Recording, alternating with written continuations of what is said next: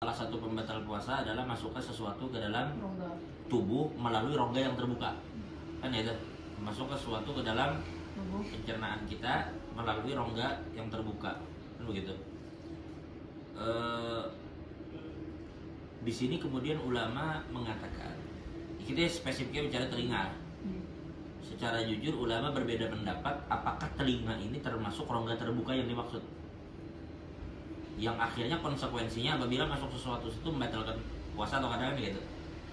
Maka yang pertama, ada sebagian ulama mengatakan bahwa telinga itu adalah rongga yang terbuka. Sehingga apabila masuk sesuatu ke sana, maka akan membatalkan puasa dengan catatan bahwa batas sesuatu itu boleh masuk hanya sampai sebatas jari kelingking memasuki telinga. Paham lah? Jadi jari kelingking kita masukkan ke telinga sampai mana batasnya. Apabila masuk sesuatu melebihi itu, kalau kita masukkan jari kelingking ke telinga lah, sampai mana batasnya tuh? Paham maksudnya? Lalu ada tiba-tiba kita masukkan sesuatu melebihi apa yang batas tadi, maka itu membatalkan puasa. Demikian di bagian ulama dalam mazhab Syafi'i, begitu juga mazhab Malik mengatakan seperti itu. Itu ada kami catat. Dalam mazhab Malik, mazhab Syafi'i, mazhab Imam Ahmad. Jelas lah. Berarti mereka menganggap bahwa telinga itu adalah termasuk rongga yang terbuka itu, sehingga masuknya sesuatu ke dalam akan membatalkan puasa. Baik, itu yang pertama. Yang kedua, ada pendapat di dalam mazhab Hanafi, mereka itu membagi. Di dalam mazhab Hanafi, mereka membagi apabila yang masuk ke dalam telinga itu minyak. Ini betul orang bisa memasukkan minyak ke telinga untuk membersihkan telinga. Bila yang masuk itu adalah minyak, maka mereka katakan hukum puasanya batal. Tetapi apabila yang masuk air, apa tadi bila masuk yang masuk minyak apa? Batal. Nah, bila yang masuk air tidak batal. Jelas saya kira-kira. Jadi kita ulang bahwa di dalam mazhab Syafi'i, mazhab Imam Ahmad dan mazhab Malik mengatakan apapun yang masuk ke telinga, selama yang masuk itu melewati batas terakhir kelingking kita masuk, maka membatalkan puasa. Kalau di dalam mazhab Hanafi terbagi, kalau yang masuk minyak batal, kalau yang masuk air tidak batal. Pendapat kedua di dalam mazhab Hanafi, jadi mazhab Hanafi itu ada beberapa pandangan. Bisa kamu pahami tadi. Jadi ulang sekali lagi lah, mazhab Syafi'i, mazhab Malik, mazhab Ahmad secara umum mengatakan batal apabila sesuatu memasuki telinga melebihi batas jari kelingking masuk. Paham lah? Berarti ketika kita sebut mazhab Syafi'i, mazhab Malik, mazhab Ahmad, tertinggal mazhab Hanafi kan? Nah, mazhab Hanafi terdapat perbedaan pendapat di kalangan mereka. Pendapat pertama mengatakan bila minyak masuk batal, bila yang masuk air tidak batal. Pendapat kedua itu disebutkan oleh Imam Marghainani dalam mazhab Hanafi bahwa apapun yang masuk ke telinga itu tidak membatalkan puasa, titik. Berarti ini tidak peduli yang masuk minyak kah yang masuk air. Jelaslah. Itu dua. Yang ketiga, kita lihat, kita tidak bicara apa yang masuk, tetapi apa motivasinya memasukkan. Jika memasukkannya dengan sengaja, maka batal. Nah, bila memasukkannya tidak sengaja, seperti orang yang mandi lalu tiba-tiba masuk dengan tidak sengaja, maka tidak batal. Nah, ini pendapat di dalam mazhab Hanafi, itu pendapat ketiga. Jadi berarti ada tiga pendapat, karena pendapat yang ketiga tadi dipilih oleh namanya Qadhi Khan di dalam mazhab Hanafi. Jadi pendapat pertama itu pendapat yang paling banyak di dalam mazhab Hanafi, mengatakan bila yang masuk minyak batal, bila yang masuk air tidak batal. Pendapat kedua mengatakan tidak batal secara mutlak, itu pendapat Imam Marghainani. Pendapat ketiga ujar Qadhi Khan, bila dimasukkan sengaja apapun itu batal, bila dimasukkan tidak secara sengaja maka tidak batal. Oke, itu pandangan mazhab Hanafi secara umum. Pendapat ketiga, nah pendapat ketiga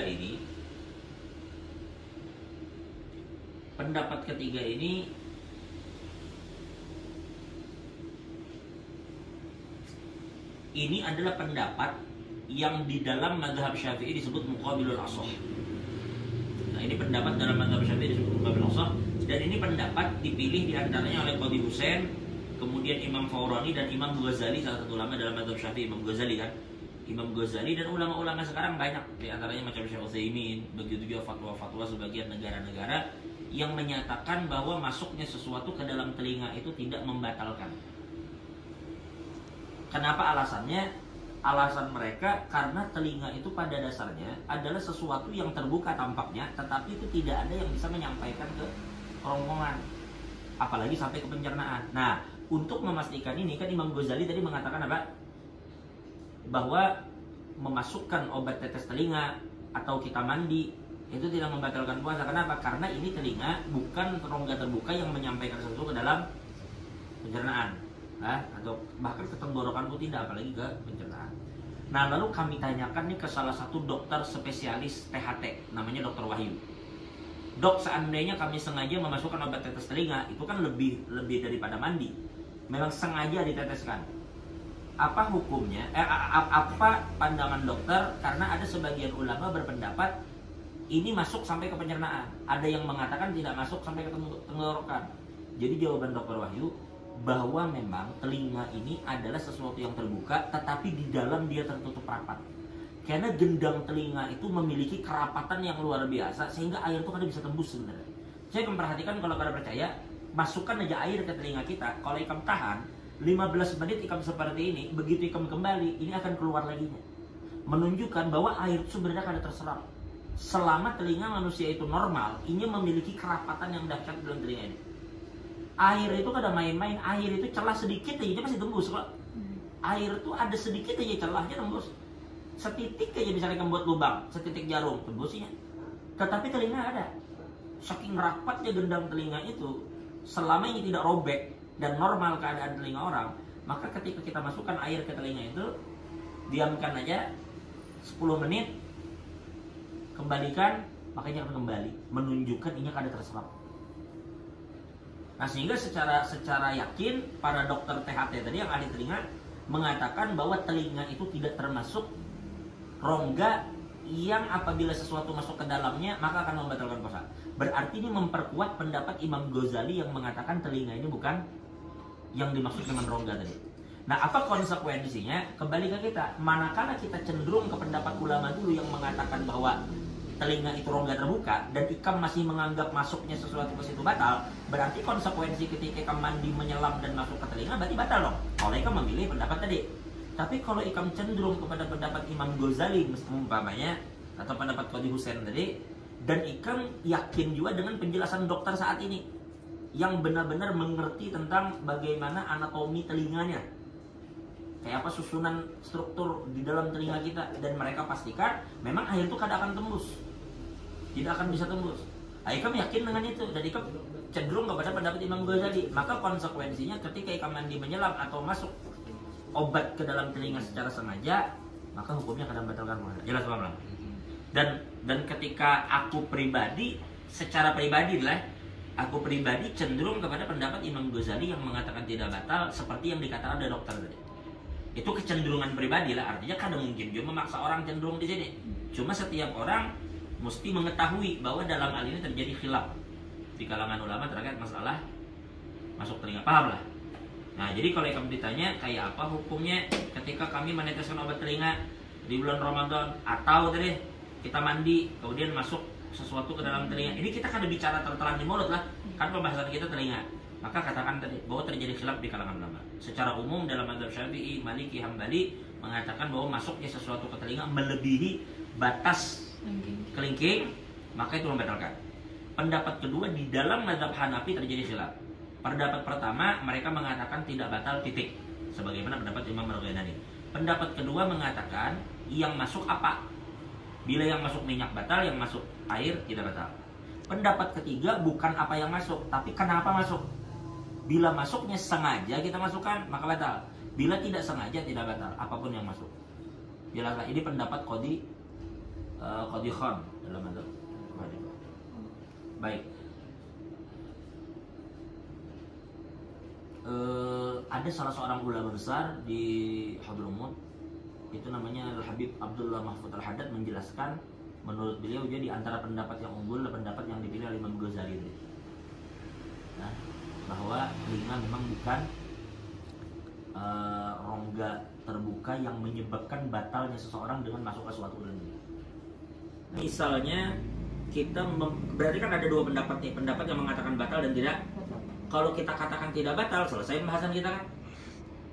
Ya kan, kemana mandi, kemana tetes telinga kan, gak ada masalah kan jika kita katakan nggak ada. Nah sekarang kalau kita katakan batal Bang, tapi ikam sakit telinga ya Pak, maka ada salah seorang ulama dulu mufti di Hadramut namanya Al-Habib Abdurrahman Masyhur. Beliau katakan apabila orang memasukkan sesuatu ke telinga dan sifatnya adalah obat, memang telinganya sakit, maka itu termasuk perkara yang dimaafkan karena atas dasar darurat. Seandainya juga ikam memilih bahwa memasukkan ke telinga itu batal gitu lah, lalu telinga ikam sakit, maka memasukkannya saat itu boleh lah. Maka ulama mengatakan boleh atas dasar kedaruratan tadi, karena telinganya karena mampu lagi menahan rasa sakit, maka masukkan saja atas dasar kedaruratan. Itu difatwakan oleh Habib Abdurrahman Masyhur. Dan ini silahkan teruskan puasa. Baik.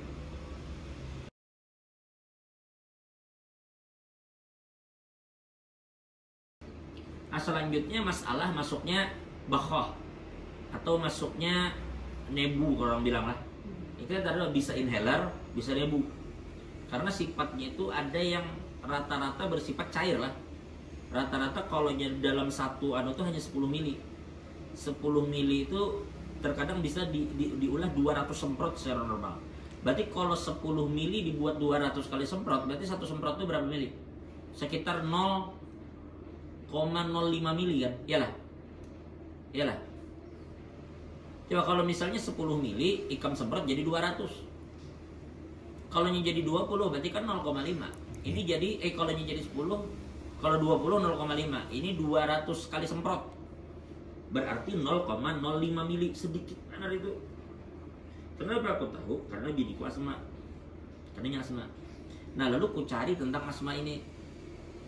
Untuk orang-orang yang memang, dan asma ini kan kalau kita lah sakit Ramadan, kan Ramadan itu bila sakit inya boleh berbuka kalau jadinya boleh karena mengkodo di hari yang lain. Asma ini lain penyakitnya. Ikam kada bisa tebak asma ininya bisa jadi datang di waktu mengkodo. Dan apalagi orang yang asmanya ini intens. Asma ini macam-macam pemicunya. Bisa karena debu, bisa karena faktor-faktor macam-macam lah intinya yang menyebabkan orang bisa asma.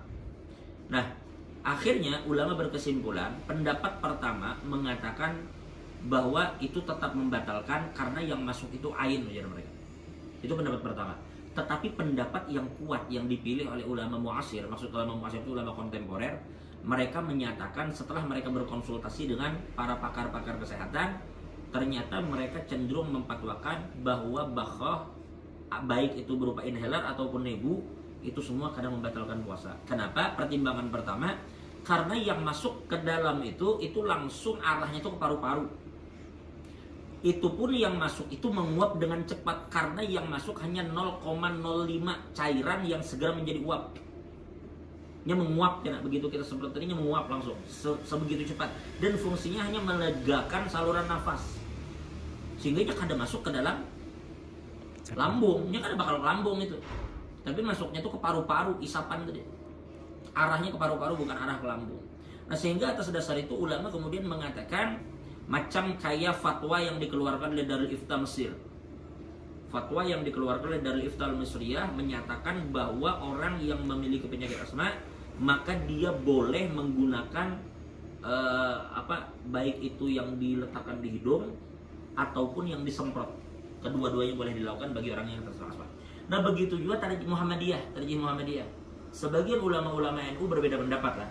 Tetapi rata-rata muasir cenderung mengatakan itu diringankan karena ada kaidah mengatakan al-masyaqqah tujlibut taisir. Karena memang kesulitan yang dahsyat ini. Saya tanya kamu. Orang ketika memadamkan api di bulan puasa itu kan menghirup asap. Adalah ulama membatalkan puasa mereka? Kada. Dengan menghirup asap yang mungkin begitu banyak atau ikam di jalan menghirup debu. Debu itu benda kada? Benda. Tapi kan ini sesuatu yang sulit terhindarkan. Kalau kayak kamu berjalan tuh harus tutup terus hidung, karena mungkin kan terbuka. Jadi hidung ikam tuh menyedot segala macam tuh.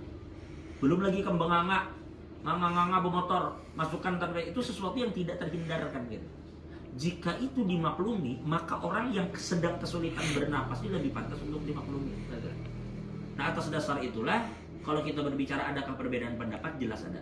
Tetapi mayoritas ulama-ulama kontemporer mengatakan bahwa nebu atau itu inhaler atau apapun jenisnya itu kadang membatalkan puasa. Nah, Nah, lalu aku membaca ada satu kitab menjelaskan apa yang dikatakan oleh Habib Abdullah bin Mahfud ini sebagai bentuk kehati-hatian. Abdullah bin Mahfud Al-Haddad ini salah satu ulama besar yang memiliki andil dalam pembangunan Universitas Al-Ahqaf yang ada di Yaman ya, ada di Yaman. Jadi sebagai bentuk kehati-hatian, ada sebagian ulama mengatakan jika memang kita berpuasa di bulan Ramadan dan terserang asma, tetapi kita memilih untuk meneruskan puasa setelah kita semprot tadi atau kita pakai nebu tadi, maka beliau menganjurkan per satu hari yang kita semprotkan tadi itu dikeluarkan fidyahnya 6,25 aja, bersedekah lah, bersedekah ke orang miskin sekedar makanan pokok, katakanlah 7 on. Berarti kalau satu hari itu 7 on, kalau ikan selama 30 hari berarti kan sekitar 21 kilo, katakanlah 1 karung beras. Itu beliau menganjurkan, dalam konteks menganjurkan. Haruslah kada. Kalau ikan cenderung dan yakin aja dengan pendapat ulama yang mengatakan kada batal, harusnya kan kada perlu sih keluarkan sedekah berupa beras tadi. Tapi ini sebagai bentuk kehati-hatian mereka saja. Nah, jadi kalau aku pribadi pun kalau ikan tanya, aku lebih cenderung kepada pendapat seperti yang dikatakan dari Ifta Mesir tadi, bahwa tidak membatalkan. Jelas lah. Oke, masalah itu clear. Kemudian masalah itu sudah ulama sudah bahas MUI, dan aku cenderung kepada apa yang disampaikan MUI terkait masalah karena kayak inilah. Satu dulu, kita kan kada pertama yang terjadi hari ini, Ikam sadar lah ketika hari ini Ikam mengingat lagi yang terjadi. Jadi kan kejadian 3 tahun lalu kah? Iya dong, 3 tahun lalu kan COVID nih. Saya kan ingat-ingat melihat zaman itu ada orang yang bajunya kayak sono, melihat orang takut, itu kan asa kayak tawas orang kita melihat saat ini nah. Rasanya kayak lucu, kita kadang-kadang pernah bertemu penyakit yang ditakuti macam itu. Sehingga respon-respon yang ada atau reaksi-reaksi itu kadang terlalu berlebihan di sebagian tempat. Nah, jadi atas dasar itu hari ini banyaklah orang kada vaksin. Ikam vaksin lah. Vaksin lah. Vaksin lah. Itu bang vaksin lah. Vaksin. Ini kada vaksin, sehat-sehat aja.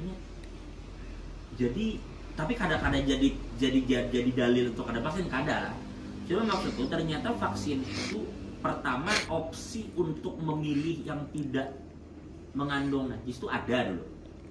Ketika opsi itu ada, kenapa kada pilih itu? Nah sekarang kita bicara andai kada ada. Kita bicara berandai-andai lah. Seandainya juga tidak ada obat lain dan hanya itu satu-satunya obat yang bisa digunakan untuk menyembuhkan penyakit seseorang, misalnya, ya sudah, Ikam tahu sorangan ketika Ikam kelaparan di hutan dan kada ada makanan lain kecuali babi, Ikam boleh makan babi tadi.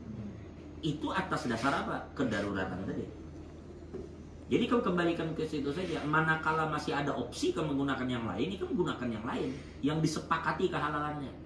Tapi manakala yang disepakati kehalalannya memang kadada dan ini urgent untuk digunakan segera, maka ya sudah, Ikam masuk ke dalam kategori tadi ad-daruratu tubihul mahdurat. Dengan catatan ingin membahayakan nyawa, ya Allah. Kan kita bicara, jadi konteksnya ini kan masalah nyawa nih, terkait nyawa orang. Bila ini berkaitan dengan keselamatan nyawa seseorang, maka itu sudah masuk konteks darurat, sehingga bisa dipergunakan kalimat tadi ad-daruratu tubihul mahdurat. Itu dasar itu. Cuma apa garis besar yang difatwakan MUI, kita sangat alal ain waros, artinya apa yang disampaikan MUI kita ikuti apa yang mereka sampaikan, karena mereka menyampaikan itu berdasarkan penelitian. Dia bujur-bujur meneliti dan mereka berkonsultasi dengan orang-orang ahli terkait kandungan-kandungan yang ada dalam. Ada cek membaca tuh, karena kecenderungan mereka kesimpulannya boleh kok, kesimpulannya boleh dengan berbagai pertimbangan. Baik.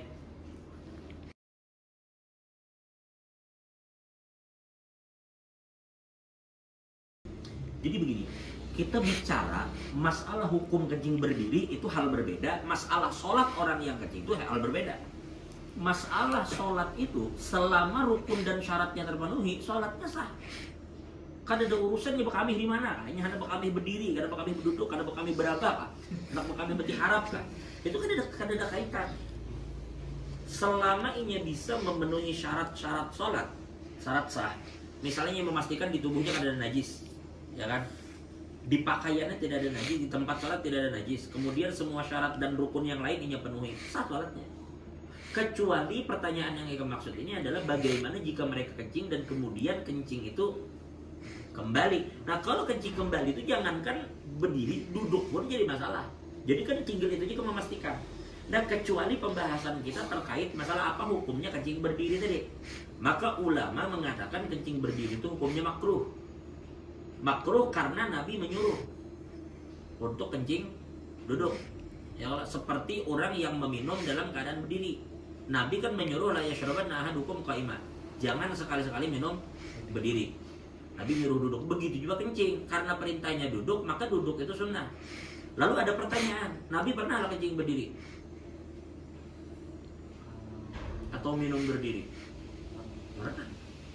Lalu kan ada kesan apa yang Nabi sampaikan dengan apa yang Nabi lakukan bertolak belakang kan, kesannya macam itu.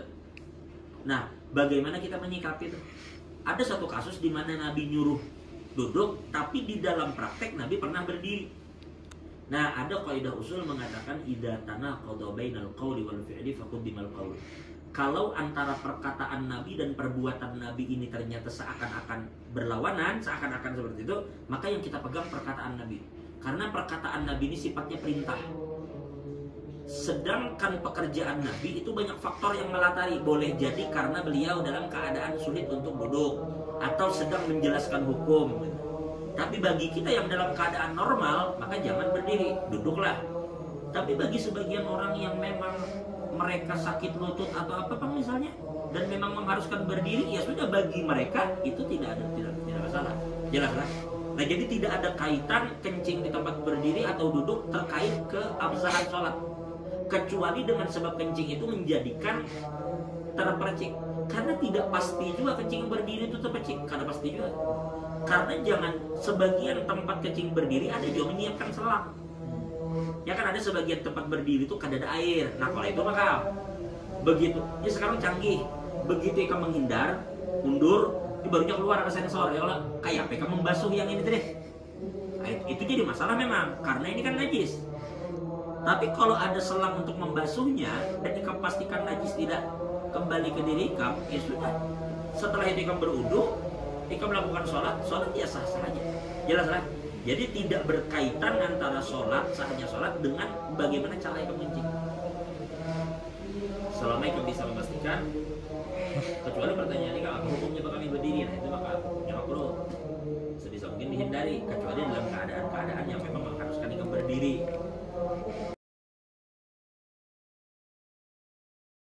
Konteksnya begini berarti. Begini dong, kalau lelaki kan, lelaki ini kan yang baju ketat kayak baju fitness tuh, kayak baju kaos. Lelaki ini ada repotnya, ada beban juga nih ibaratnya. Selama auratnya tertutup ya kan. Berarti yang kita maksud perempuan lah. Nah, begini. Kalau yang Ika maksudnya adalah perempuan, kita kembali lagi. Menurut Pian ini apa dulu maksudnya?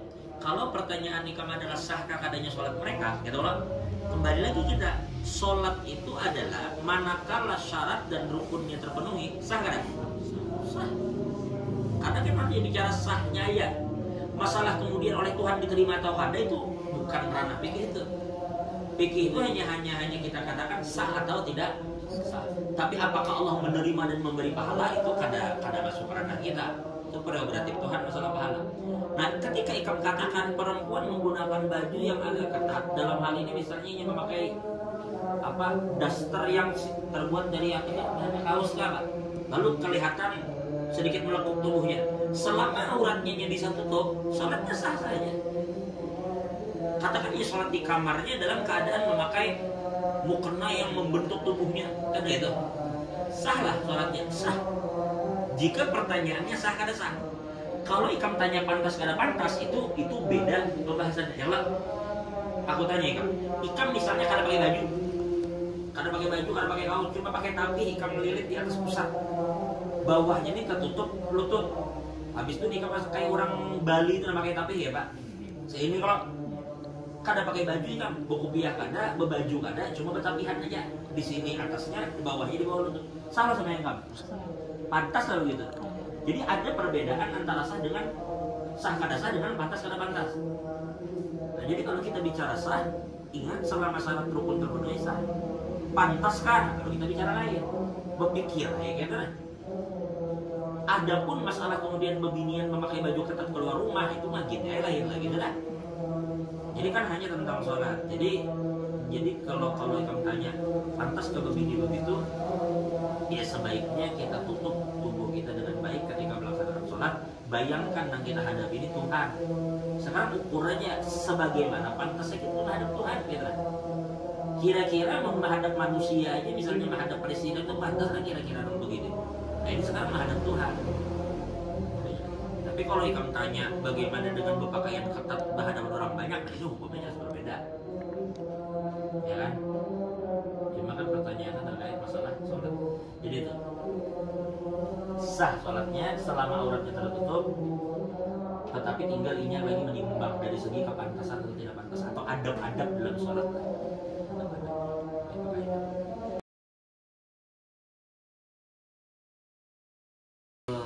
Memang yang menyuruh kita menuntut ilmu itu kan Nabi, ya Allah, Nabi. Dan ujar Nabi dalam hadis, Bayya'ish minkum ba'di fasayar ikhtilafan katsira. Orang yang hidup setelah aku di antara kalian pastinya akan melihat begitu banyak perselisihan yang terjadi, keributan yang terjadi. Nah, ketika masa itu tiba, kayak apa caranya kita hendak selamat di masa itu? Aku jadinya fa'alaikum bisunnati. Hendaklah berpegang kepada sunnah. Nah, salah satu sunnah Rasulullah yang paling besar itu adalah ma'anu ilmu. Itu di antara anjuran Rasul yang paling penting tentang ilmu. Wa sunnatil khulafa'ir rasyidin al-mahdiyyin min ba'di. Dan juga peganglah sunnahnya khulafa'ur rasyidun. Sunnah khulafa'ur rasyidun, ada sebagian ulama memaknakan maksudnya adalah bagaimana metode para sahabat di dalam menempuh fitnah. Jadi ketika terjadi zaman fitnah, bagaimana cara sahabat di dalam menyikapi itu.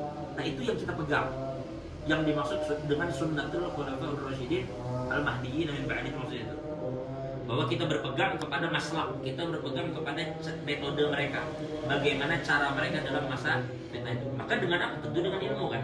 Jadi ilmu itu sangat penting. Makanya dikatakan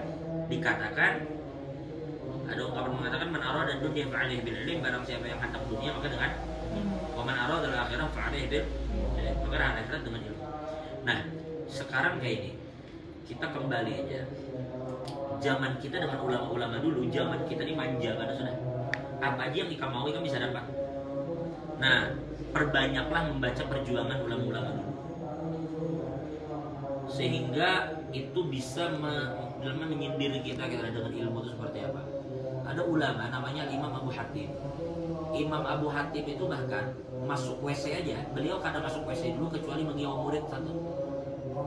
Sidin menyuruh murid ini dari jauh membaca satu kitab nyaring, sekira Sidin dalam WC mendangar. Padahal dalam WC, tapi saking lawan ilmu itu, nah jangan sampai waktu itu terbuang tanpa ilmu yang didapat. Sampai seorang dalam WC nih, telinganya masih mendengar murid membaca kitab di luar, sengaja begitu. Atau begitu beliau belajar, ujar keluarga Sidin, ayo makan. Sidin kada makan dulu kecuali ada memastikan satu orang bergantian membaca baru Sidin makan. Jadi ketika membaca, ketika ada harus fokus lain, telinga tetap mendengarkan ilmu. Nah maksud kita, kenapa kita kada bisa begitu? Yang kedua, kitab zaman dulu mereka sulit mendapatkan, dan mereka dengan karena kesulitan itu rela. Contohnya ada ungkapan di kalangan ulama, ujar mereka bi'idar washtaril azkar. Jual rumah kamu, belilah kitab azkar. Saking mereka tuh meletakkan ilmu tuh sebagai sesuatu yang paling mahal. Ilmu dengan motor tuh mahal ilmu. Sekarang kita aku menjual motor nukar buku. Orang dulu ungkapannya jual rumah nukar azkar. Azkar itu cuma satu kitab. Hadis yang berbicara tentang zikir-zikir, wirid-wirid yang diriwayatkan dari Nabi. Nah, saking mereka menghargai itu, mereka rela menjual rumah untuk menukar ini. Nah artinya kita sekarang untuk membeli buku-buku agama tadi kan harus menjual rumah. Cuma memang perhatian kita yang kurang. Nah jadi perbanyaklah membaca itu supaya menimbulkan semangat kita. Bahwa seperti itu ulama menghargai ilmu. Itu cahaya Tuhan, maka hargai. Dan yang kemudian disertai ilmu itu dengan adab. Sertailah ilmu itu dengan susah diunggulkan ilmu ke adab, karena pokoknya dua hal ini harus berpasangan. Kayak mata kanan dengan mata kiri, ini sesuatu yang berpasangan, dan karena kalau hilang salah satunya, jadi emang harus bersama antara ilmu dengan adab. Jadi tuntutlah ilmu dan beradablah, maka adab beradab bersama dengan ilmu itu insya Allah mendatangkan keberkahan. Dan niatkan menuntut ilmu itu semata-mata mencari keridhaan Tuhan. Tapi meskipun kamu tuntut ilmu bukan karena Allah, pada akhirnya ilmu itu karena mau dituntut bukan karena Allah. Pada akhirnya insya Allah di satu waktu ilmu itu akan mendatangkan keberkahan dan merubah niat kita tuh bujur karena Allah. Karena pada awalnya mungkin kita lihat ilmu itu macam-macam niat, tapi akhirnya ilmu itu kadang mau dituntut kalau bukan karena Allah. Maka ilmu itu insya Allah dengan keberkahannya akan merubah keadaan kita. Dan jadi ilmu di kalangan rumah tangga, ilmu di kalangan bermasyarakat, ilmu di kalangan bergaul, ilmu semuanya perlu ilmu. Mudah-mudahan Allah memberkahi kita. Dan minta lawan Tuhan terus tambahan ilmu, karena dia yang diminta Nabi. Baca doa Rabbi zidni.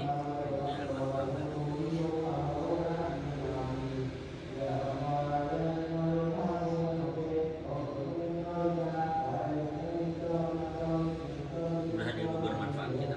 Amin. Ilmu yang bermanfaat itu apa maksudnya? Ilmu yang bermanfaat itu adalah ilmu yang semakin menambah rasa takut kita dengan Tuhan. Kalau kita punya ilmu tapi rasa takut dengan Tuhan gak ada, itu gak ada manfaatnya bagi kita. Ilmu kita semakin dalam, tapi kita kadang ada rasa takut ketika hendak melanggar apa yang dilarang Tuhan, itu berarti gak ada manfaat ilmu. Jadi yang dimaksud dengan ilmu bermanfaat tujuan ulama adalah ilmu nafi'ul ladzi yakunu wasilatan ila ridallah azza wa jalla in lam yakun kadzalika lam yakun ilman bal huwa bil jahli usybiha. Yang dimaksud ilmu bermanfaat itu adalah ilmu yang menjadi jembatan untuk mendapat ridho Tuhan. Bila ternyata ilmu itu tidak berhasil menjadi jembatan mendapatkan ridho Tuhan, berarti itu kesannya, casingnya disebut ilmu, hakikatnya itu kebodohan. Meskipun tampaknya berilmu, tapi ternyata ilmu itu semakin berani dengan Tuhan, berarti itu sebenarnya kebodohan yang ingin kita sadari. Jadi wujud ulama al-ilmun nafi'ul ladzi, jadi wal muradu bil ilmi al-ilmun nafi'ul ladzi yakunu wasilatan ila ridallah azza wa jalla in lam yakun kadzalika lam yakun ilman bal huwa bil jahli usybiha.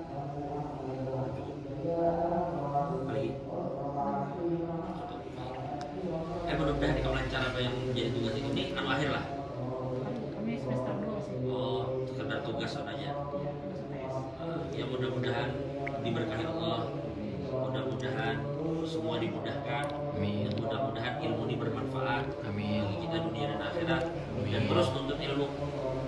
HP ini kata juga, HP ini bila kamu gunakan melihat status orang, ya mungkin setengah jam gak ada tuntung karena kebanyakan status kawan itu 500 lebih di WhatsApp. Seikut kawan pulang kayak sabut status. Titik-titik. Setiap titik itu orang video 30 detik ya kalau habis itu ya kan waktu itu. Jadi tinggal ikan pintar-pintar. Ceramah banyak, ceramah ulama manapun banyak. Nah, gunakan untuk nonton. Kalau ikan kada bisa nonton yang ulama, ada sekarang ceramah yang 5-10 menit. Nah, jadi baca dan aktiflah di dalam membagi-bagikan juga kebaikan. Aktiflah dalam membagikan kebaikan. Karena orang datang ke majelis mungkin jarang, tapi orang membaca WA itu pasti. Ya kan? Baca WA itu pasti. Jadi kamu buatnya di status-status itu bagian dakwah yang kita bisa. Karena yang paling diharapnya buat nikam yang umur begini. Karena umur yang sudah di atas 50 itu mereka dengan ini ada terlalu menguasai keilmuan nikam. Makanya keilmuan nikam lah yang paling diharap. Makanya biar Habib juga kalau kita berceramah di hadapan 10.000 orang-orang yang tua, ya sudah mereka dengar, mereka bulik, mereka ingat atau kan ingat ya selesai. Tapi kalau kita berceramah kepada 10 anak muda yang aktif, 10 anak muda ini bisa menyebarkan video kita ini kepada jutaan orang di dunia ini. Jadi jadilah pemuda yang aktif. Selain kamu aktif belajar, aktif menyebarkan kebaikan. Allah alam bisawab. Al-Fatihah.